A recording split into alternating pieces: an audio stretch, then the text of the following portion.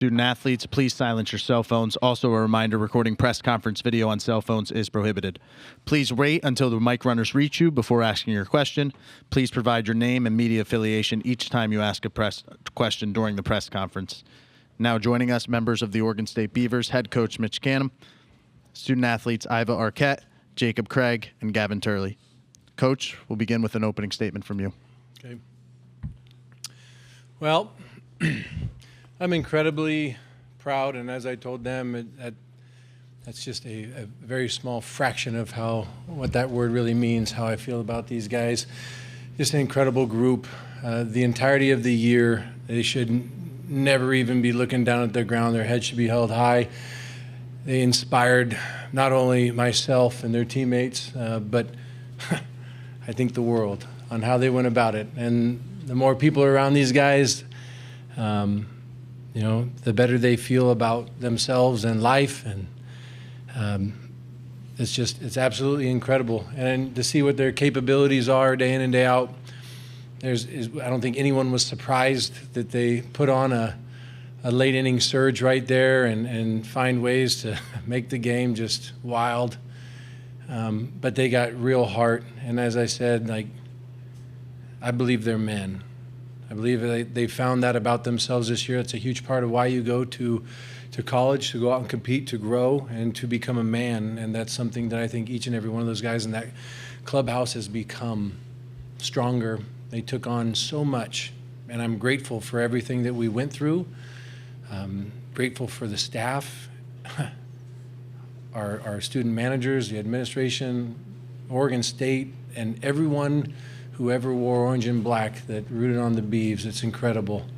And now it's just like the continual hunger that we have and understanding for all those guys that are going to be back what this place really means, and that we have the capability of going out and doing amazing things. And I think we learned a lot about ourselves. I'm looking at the guys that are up here on the stage. Iva Arquette chose to come here and push himself harder than he's ever pushed himself before, and bring joy to other people and take on the world with these guys and become a brother. I watched Jacob Craig over the last 3 years transform himself to just being a real juggernaut, a man, someone that not only launches balls into the stands, but continues to pick himself up when times are hard. And that's something that each of us need, and we have someone to look at to inspire us to be better. I look at Gavin Turley, who has loved this place through and through, even before he even got here, and left his mark. And I know each of these guys are going to continue to impact Oregon State and our future student athletes, and so many other people around the world for years to come, beyond when they leave this world. So it's just inspiring to see how they go about their stuff with everything that they do. Growing our family of champions in all that we do, and they did that. We'll open it up to questions for the student athletes. Hi, this is Sam McEwen from the Omaha World Herald. This is for the players. I know this is kind of a big picture question, and your season just ended, but what are you proudest of in terms of how you guys endured all the road trips this year, including here at the College World Series? I'll start. I'd say I'm proud of how we came together, especially with starting off knowing that it's an independent schedule and having to fight a battle that no one's ever fought before. Everyone kind of just faced it head on, and we all kind of came together that way, and it created a really tight group. So that's what I take away most from this year. Yeah, kind of the same thing Gavin said. The tough times brought us together, and we just had fun the whole year. I'm just proud of the brotherhood we assembled, in this journey. What a season we had, what a run. I'm grateful, just to be part of this program, and what a brotherhood. So, yeah. Jake McKeever, College Baseball Central. Iva, when you entered the portal, is this how you envision this year playing out? To win a national championship, I envisioned, but yeah, I wanted to make it Omaha. I wanted to win, and we didn't do that today, but we did. We won, so that's all I can ask for. Just a great great teammates, you know, great coaches, you know. But yeah, I mean, all I can ever ask for. So.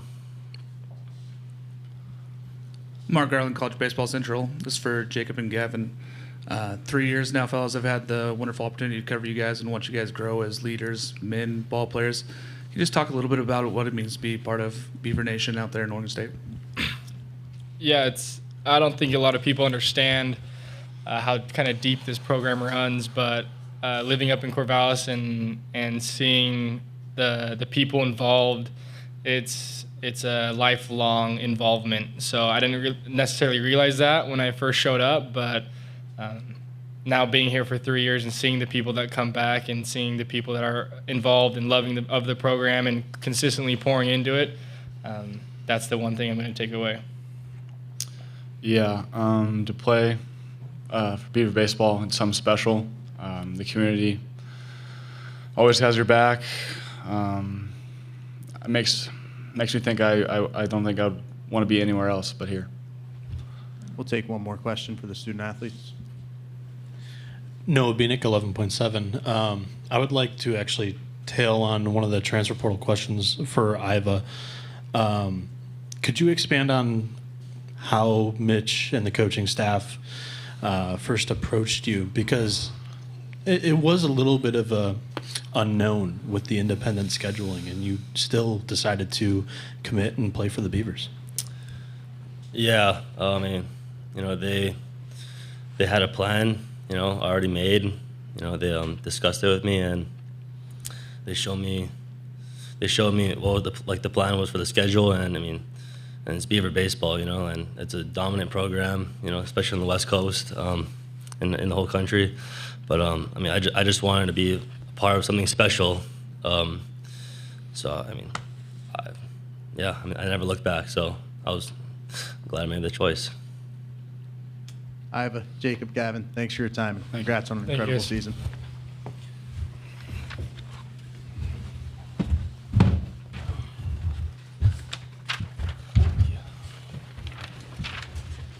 You guys won't need that, will you?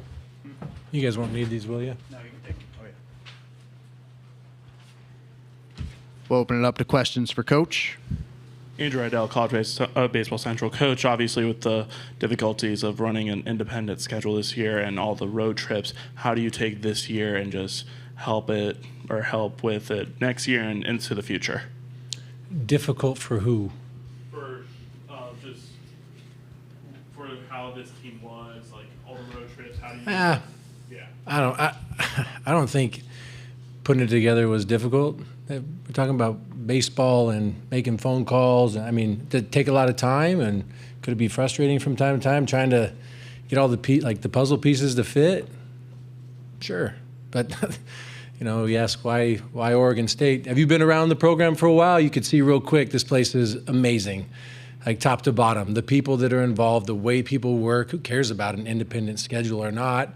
Like, what a great opportunity it is. And we've held that line all year, and we'll do it next year too. Like, it's going out and wanting to play the best competition possible. And when we talk to guys and share the vision about coming to Oregon State, what the expectations are and how we're going to go about our work, and like, we don't shy away from what everyone else perceives as difficult things. Those are great opportunities, and we kind of run into the storm, because that's where the best gains in life are going to be made.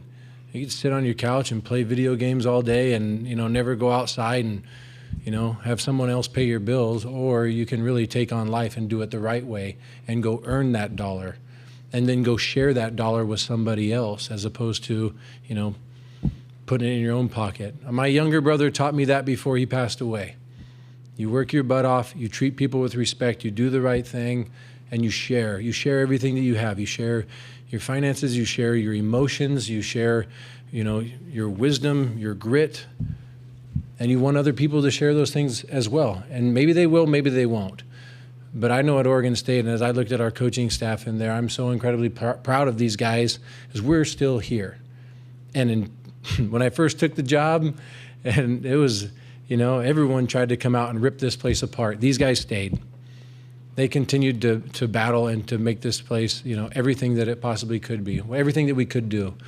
and portals and NILs and COVID and you name it, all the stuff that comes up, conferences, blah, blah. It's all just stuff. Like, we welcome it. And guess what? There's probably going to be more stuff that happens next year, or probably tomorrow and the next day and every day of your life from here on out. Again, I believe in opening the windows and the doors and going out and experiencing the world, not hiding in a corner and thinking that everything's going to be okay. It's not the right way to live. It's not the way God wants us to live. Jake McKeever, College Baseball Central coach. Very rarely do recruits live up to the hype in the way that Gavin Turley did as his high school or college career closes. What stands out to you about his time at Oregon State? Oh man, he's incredible. He loves his family. He loves his friends. He loves, and he cares so much. I mean, that guy, I've enjoyed every conversation I've had with him. I've enjoyed watching him communicate with other people. He can talk to anybody and make them feel special because he believes in that. And he wants every answer to the test. He wants to know, like, where does he struggle? And he's going to go attack it. The guy works his butt off, and he still finds time to, like, really enjoy and experience the world. So when people say that there's limits, I don't have time for this, that guy's put me to sleep while he's playing the piano, right? It's beautiful. That guy has gone out and flew airplanes. He's jumped in the rivers and off. I mean, he had all the guys jumping off of a bridge into the river as a bonding moment. I'm watching these guys do backflips and stuff, and I can't swim worth beans, so I was more waiting on the side, waiting and hoping no one was going to get hurt. But like, he brings joy. And so, like, the baseball stuff is awesome. Like, he's an incredible baseball player and going to play for a very long time. And he's going to continue to make adjustments. And any organization would be silly not to want that guy right out the gate. I mean, those three guys I'm sitting next to are going to play baseball for a very long time, you know? And after the game, I know, like, Gavin's like, I really want to come back this fall and share some of my memories and feelings and just motivate the next group. I said, I don't doubt that, man. I expect to see you every year. I'm going to be following you. I mean, he's going to be a part of my family forever. My kids love him. He's done a great job inspiring my children, which I know he's inspired so many others. He's brought so much joy, and we're going to miss him, like, from being around us every day. But at the same time, as someone who loves him, I'm also excited for him to go spread his wings and transform a different community. Right? I mean, he's smashed all kinds of records. We've been very fortunate. We have great people that come through Oregon State. And a big reason we've had a lot of great people come through is because guys like Gavin are very hard on us and the others to make sure that they're high quality people too. You know, and that's something that's always been at Oregon State, and having Gavin be a part of our family has just been incredible because he's made so many people around him better. I love my coaching staff, and they do that as well. I'm constantly surrounded by amazing people, and I never lose the gratitude for that. You know, and if I do, my wife reminds me. She keeps me in line, and I have so many other good people that keep me on a good path. But that kid brings joy. We'll take one more question in the back. Hey, Coach. Hi, Aaron. Hey, Coach. Aaron Fitt doing baseball. The tenor of this game, if I can ask a question about the game, just when you look back on it, I mean, you guys are grinding and grinding, coming from behind, and then you get to that ninth inning, and obviously the emotional swings of it all and the kind of the disjointedness of it all in both halves. What did you notice about the way your team handled all of that, and just could you comment on the swings there? Yeah, a little bit of this, a little bit of that. I mean, started off, we tried to execute. We're going to go for a back pick, and so like essentially a pitch out and throw the guy out at second base or an attempt at it, and we just left too much of the plate, and the guy deposited one in left field. Little mistakes that happened, but we rebounded from it. Like, we checked in around the fifth inning, brought everybody together and just said, hey man, like, second half, if this game's going to take 4 more innings, okay. If it takes 5, 10, 20, who cares? We're going to give everything we have and go up there with big focus. There's a handful of times that we had runners on third, less than 2 outs, and we were unable to score them. But there are other times that we put some runs across too. Singer's sitting there, we weren't able to get a bunt down, and he dropped a single over in the right side. Continued to battle. There never feels like there's any quit. And right there at the end, I mean, we probably shocked the heck out of everybody. We were, they bring guys in, we're finding ways to get on base, hit by pitch, base hit, whatever, what have you. Tice Peterson is functioning on his leg's not in a great spot right now, and he's going to take some time to heal up, but he's out there in the lineup every day, and he legs out to get to second base when it's not easy for him to run right now.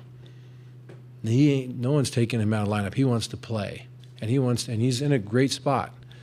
So when I see stuff like that where guys have, little injuries going on where it's prohibiting some of the way that they go about their business, but also it's neither good nor bad. Tice, when Craig sat out at the end of the year for a weekend, Tice stepped up, played the heck out of first base, got on fire with the bat. Some stuff happens with his leg, deep shin splint stuff, and it's really hard for him to run. So he goes to DH, and now Craig's back in, but Craig worked his butt off on that time off. He didn't mope. He worked his butt off, and so he's ready to go out there and put together a solid World Series super, and and then Tice is rolling. So it always has a way. We don't know the Lord's plans necessarily. We just got to trust it and keep the faith. And even as that situation, even at the end of the game, I can't remember Wilson having a catcher's interference all year. Okay. It's supposed to be this way. It's supposed to be really difficult. But how incredible. We brought in Zach Edwards, freshman, who just threw 2 days ago, running 96, 98, because he works his butt off. And I'm telling you, he was ready. I wasn't worried one bit about bases loaded, him coming in. I saw it. I go, strikeout, double play. I also threw another scenario, punch out, punch out, punch out. But that was wishful thinking. But I thought it'd be cooler if we got a ground ball and threw it home, over to first, bring it in, go on another crazy rally, and then watch one of those guys finish out the game. Again, I thought the guys handled it extremely well. It's tough. I think we pushed through one. When they did lay down a bunt, it's not like Klein has bunted many times this year. We only had 5 attempts. He lays one down back to him. We go press through it, and it kicks away. So be it. I don't even know if a catcher's interference is reviewable or not. I was just going out to buy some time, calm the mood a little bit, right? You see everyone starting to elevate, let's give it a go and review it. And apparently you can. So, but more so just controlling emotions. And we've gotten so much better at that as the year has gone on, responding to those things. So they kept the faith. It was a strong group. Coach, we appreciate your time. Thank you, guys. Thank you to everyone who's been covering us and following along and being huge supporters of the Beavs. It means a lot. Thank you, Coach. Hammond Communications will post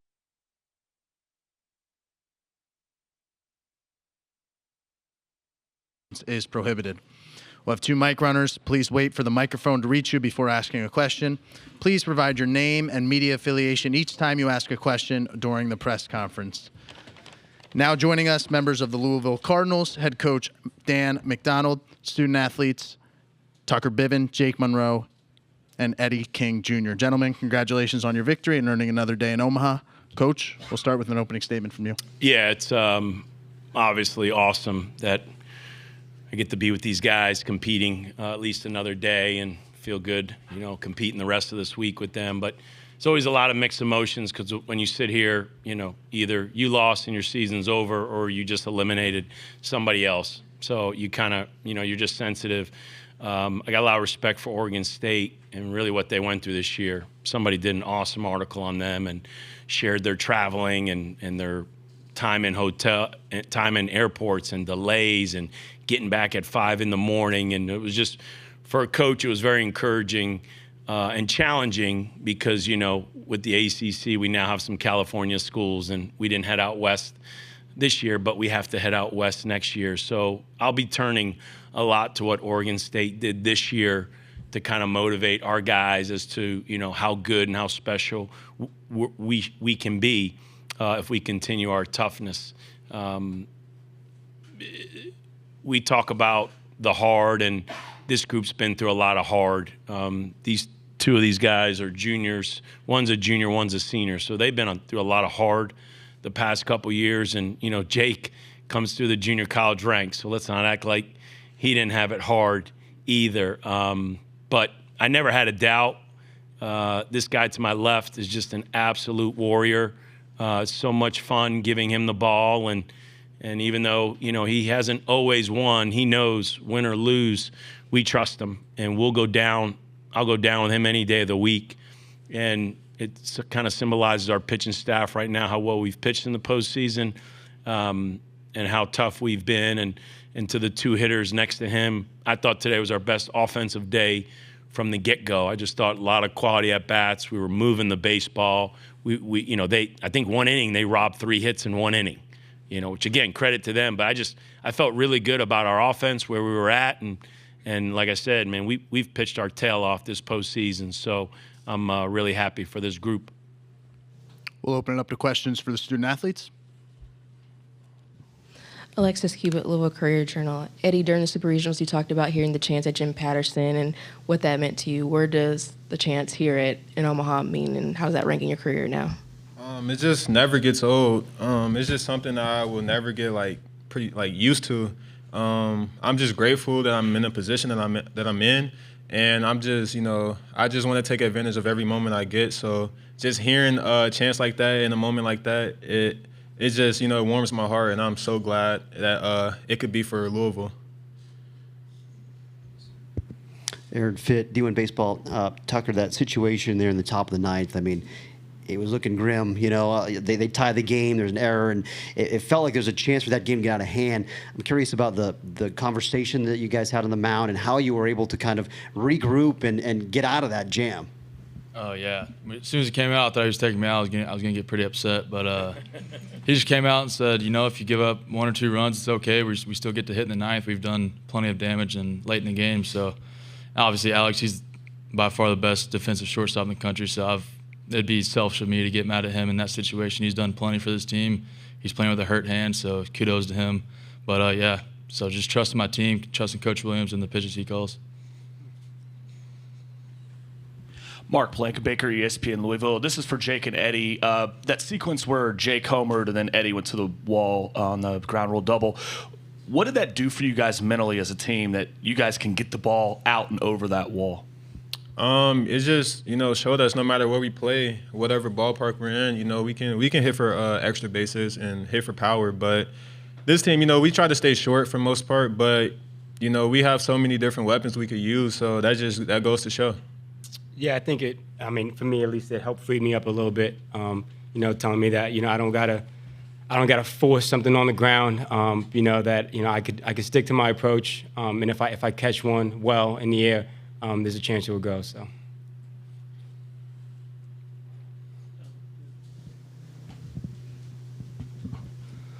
Wilson Moore from the Omaha World Herald.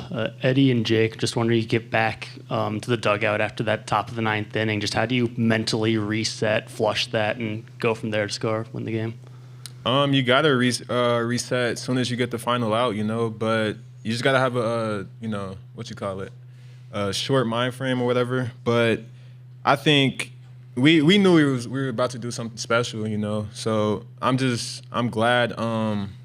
I could just come through for my team, and just got to keep it going. Yeah, I mean, for me, it was pretty easy. We had the top of the lineup up. You know, it was a tie game, so we just got to scratch across one. I think, you know, that's easy for us to do, especially in these late game situations. And it's easy when you have a lineup like this. I struck out on a call I didn't like, and, you know, I was upset about it. Did a little 360, saw Eddie, and then I said, oh, yeah, we're good. So that's kind of a special thing about this lineup. Any more questions for the student athletes? Okay, Eddie, Tucker, Jake, thanks for your time. We'll see you tomorrow. Thank you. Can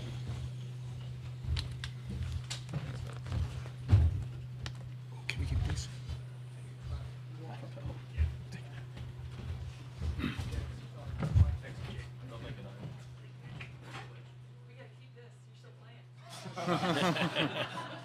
Oh, boy.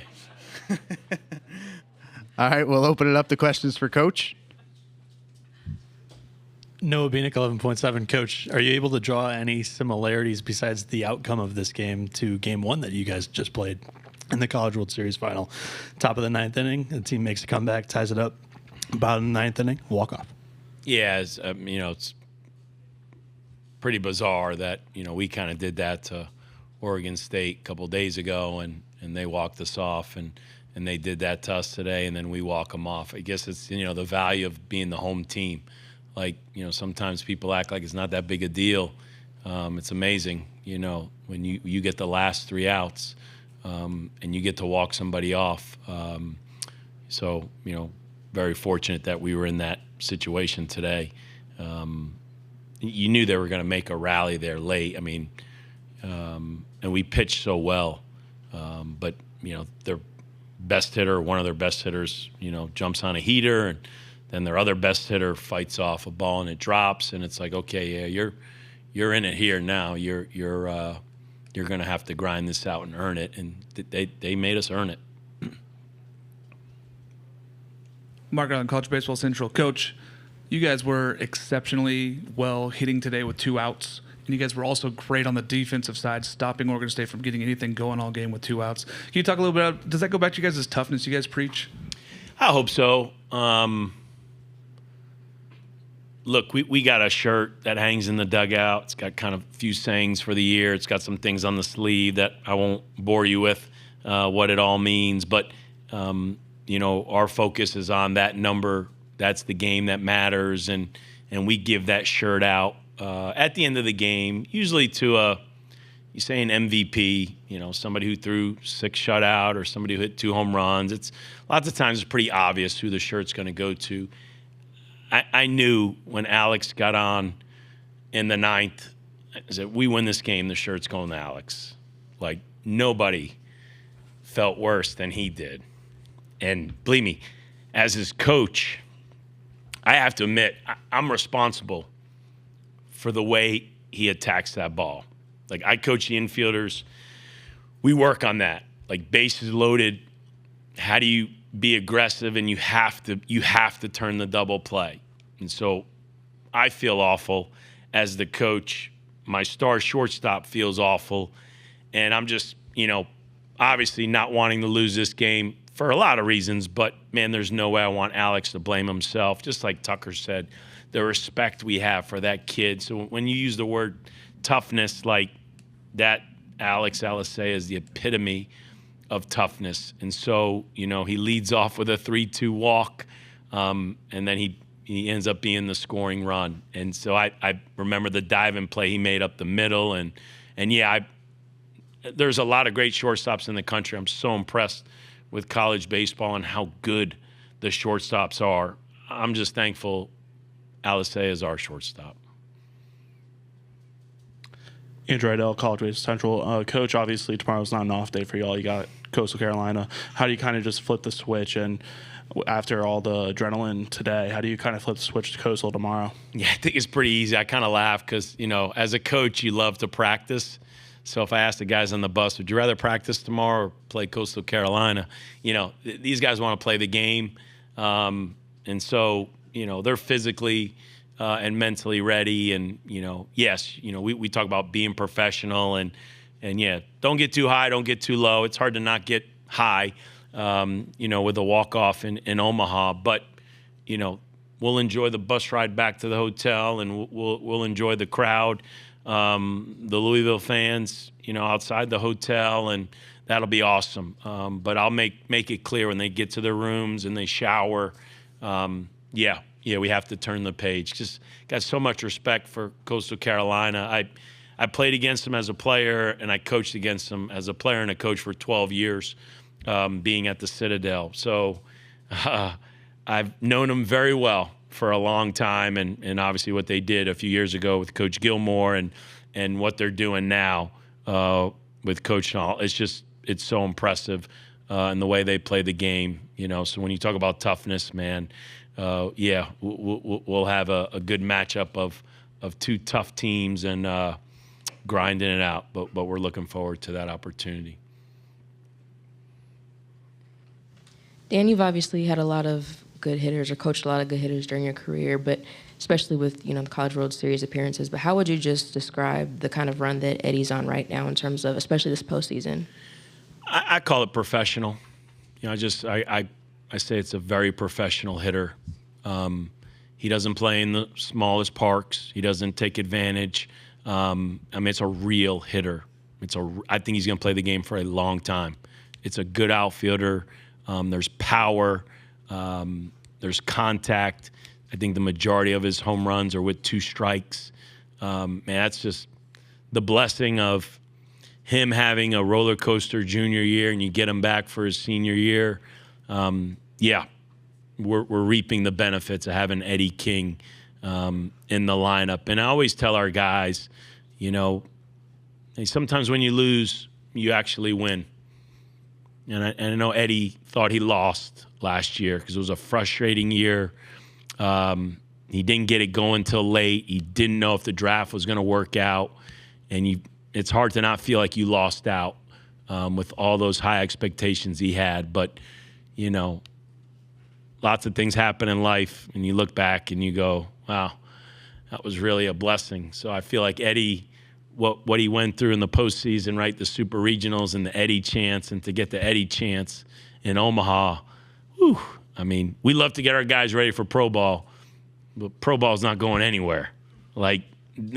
Enjoy this as long as you can. But I'm so excited and optimistic about guys like him and Jake Monroe and Matt Klein. These are professional hitters. Real hitters. I don't think they're abusing an aluminum bat or a small field. I think these 3 dudes can just flat out hit. And I think the 3 of them have a chance to play this game for a while. Coach, in the going from the 8th from Schweitzer to Daniel Levitch, and then he gets in trouble, and you kind of make that approach where he's into an at-bat with 2 pitches, and you go to Bivin.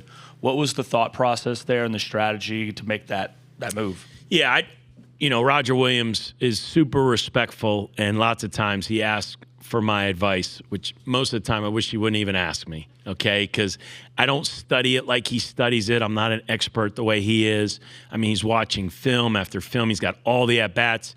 You're facing Oregon State. You're facing these guys. This is probably we're into double-digit at-bats for a lot of these hitters over the last 2 games. So, sometimes I'm just proactive, and I just get ahead of him because he's going to ask me, and I just say, Raj, I trust you.